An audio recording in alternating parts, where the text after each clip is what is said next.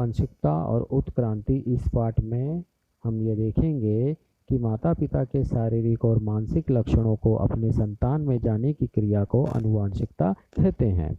और इसके लिए आधुनिक आनुवांशिकता की जो शुरुआत हुई थी वो ग्रेगर जोहान्स करके एक साइंटिस्ट थे, वैज्ञानिक थे, जिन्होंने यह शुरुआती दौर में इसके बारे में जानकारी दिया और फिर बाद में आधुनिक आनुवंशिकता शुरुआत हुई। फिर बाद में ह्यूगो दरवीस उत्परिवर्तन का सिद्धांत इन्होंने बताया और फिर बाद में इसके आगे चलकर देख रेख हुई। फिर उसके बाद वॉल्टर सतन ने कान खजूरे में गुणसूत्रों की जोड़ियों का रूप देखा और फिर यह एक शुरुआत हुई। सभी सजीव बहुकोशीय होते हैं, जिसमें से मानव एक सजीव का है जिसमें ट्रिलियंस कोशिकाएं पाई जाती हैं। उनके आकार सब कुछ अलग अलग होते हैं और ये मनुष्य हैं। और आपको पता ही है कि सभी लिविंग ऑर्गेनिजम्स सेल से बनते हैं। नर्व सेल्स, हेयर सेल्स और स्किन सेल्स। सेल्स के डिफरेंट टाइप्स हैं। इनके शेप्स भी डिफरेंट होते हैं, लेकिन सेल्स के बेसिक पार्ट्स सेम होते हैं। सेल्स में मेम्ब्रेन नाम का एक आउटर बॉर्डर होता है। इस मेम्ब्रेन के भीतर साइटोप्लाज्म नाम का लिक्विड मटेरियल होता है। साइटोप्लाज्म में सेल का न्यूक्लियस होता है और न्यूक्लियस के भीतर क्रोमोसोम्स होते हैं। ह्यूमंस की सभी सेल्स में जनरली क्रोमोसोम्स के 23 पेयर्स होते हैं। इनमें से 22 पेयर्स को ऑटोसोम्स कहते हैं।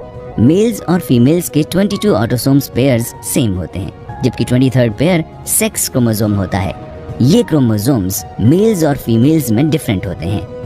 फीमेल्स में एक्स क्रोमोसोम की 2 कॉपीज होती हैं, जबकि मेल्स में एक्स और वाई क्रोमोसोम की एक कॉपी होती है। क्रोमोसोम्स वास्तव में डीऑक्सीराइबोन्यूक्लिक एसिड के डीएनए की एक लंबी रस्सी की तरह होते हैं।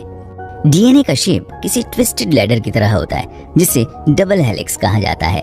लैडर के steps 4 bases adenine A, thymine T, guanine G और साइटोसिन सी से बने होते हैं। डीएनए के स्ट्रेच को जीन कहा जाता है। आपकी बॉडी किसी रेसिपी की तरह जीन्स और लैडर्स को रीड करके प्रोटीन बनाती है। डीएनए में बेसिस के ऑर्डर के साथ साथ जीन की लेंथ और सीक्वेंस प्रोटीन का साइज और शेप तय करता है।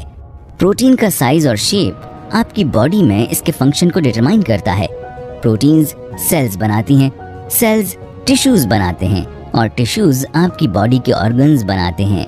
तो जीन्स तय करता है कि आप क्या हैं, काऊ, एप्पल या ह्यूमन।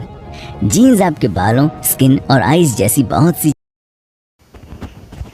आरएनए कोशिका का दूसरा महत्वपूर्ण न्यूक्लिक अम्ल है। यह आरएनए कोशिका द्रव्य और केंद्रक में पाया जाता है और यह राइबोन्यूक्लियोटाइड से बना हुआ एक ही धागा होता है, जबकि डीएनए में ये 2 धागा होते हैं और इसमें यह एक ही धागा होता है। और ये जो आरएनए जो होता है वह नाइट्रोजन युक्त क्षारक से बना हुआ होता है, जिसके 4 प्रकार होते हैं: एडेनिन, गुआनिन, साइटोसिन और यूरेसिल। और यदि आरएनए को देखा जाए तो आरएनए को कार्य के अनुसार 3 प्रकार के होते हैं: मैसेंजर आरएनए, ट्रांसफर आरएनए और राइबोसोमल आरएनए। मैसेंजर आरएनए जो केंद्रक में स्थित डीएनए पर विद्यमान जनुक से वह प्रोटीन संश्लेषण का संदेश कोशिका द्रव में स्थित राइबोसोम तक पहुंचाते हैं। और इसके बाद ट्रांसफर आरएनए कोशिका द्रव में होता है, जो मैसेंजर आरएनए को ट्रांसफर आरएनए विशेष अमीनो अम्ल को राइबोसोम तक पहुंचाता है। फिर उसके पश्चात राइबोसोमल आरएनए का अणु राइबोसोमल कोशिका के अंगक का घटक होता है और राइबोसोम में प्रोटीन संश्लेषण होता है। डीएनए के अणु पर स्थित जनुकों की श्रृंखला के अनुसार आरएनए की बनने की प्रक्रिया को प्रतिलेखन कहते हैं। और आरएनए से मैसेंजर आरएनए से जो प्रोटीन बनता है उसे हम भाषांतरण कहते हैं। यानी कि डीएनए से प्रोटीन बनने की जो प्रक्रिया आरएनए की द्वारा होती है उसे हम सेंट्रल डॉग्मा कहते हैं।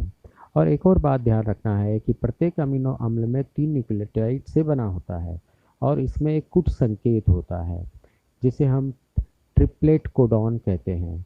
कोशिका के केंद्रक में उत्पन्न मैसेंजर आरएनए जब कोशिका ध्रुव में आते हैं तब यह डीएनए से सांकेतिक संदेश लाते हैं और इस तरह से आगे चल कर के प्रत्येक मैसेंजर आरएनए के अणु हजारों ट्रिपलेट कोडॉन के विद्यमान होते हैं और मैसेंजर आरएनए के प्रत्येक संदेश के अनुसार ट्रांसफर आरएनए द्वारा अमीनो अम्ल की आपूर्ति की जाती है।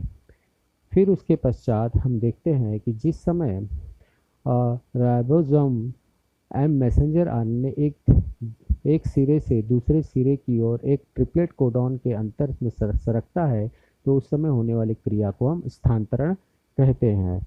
और उसके बाद में जो भी प्रोटीन बनना है वो प्रोटीन तो बनता ही है, पर कभी कभी ऐसा देखने में आता है कि जब जनुक में कोई न्यूक्लियोटाइड अचानक अपनी जगह पर से स्थान बदलता है तो छोटा सा परिवर्तन आता है। यही परिवर्तन को उत्परिवर्तन कहते हैं।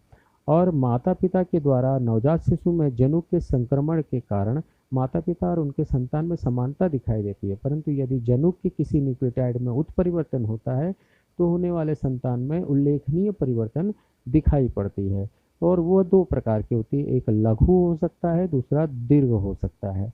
उदाहरण के तौर पे जनुकीय विकार जैसे सिकलेस अनीमिया उत्परिवर्तन के कारण होता है, समझे। तो उत्परिवर्तन अंत तक चलने वाली प्रक्रिया है जो उत्क्रांति प्रक्रिया को बढ़ावा देती है और इसका प्रमाण हमें डार्विन के प्राकृतिक चयन में भी दिखाई देता है।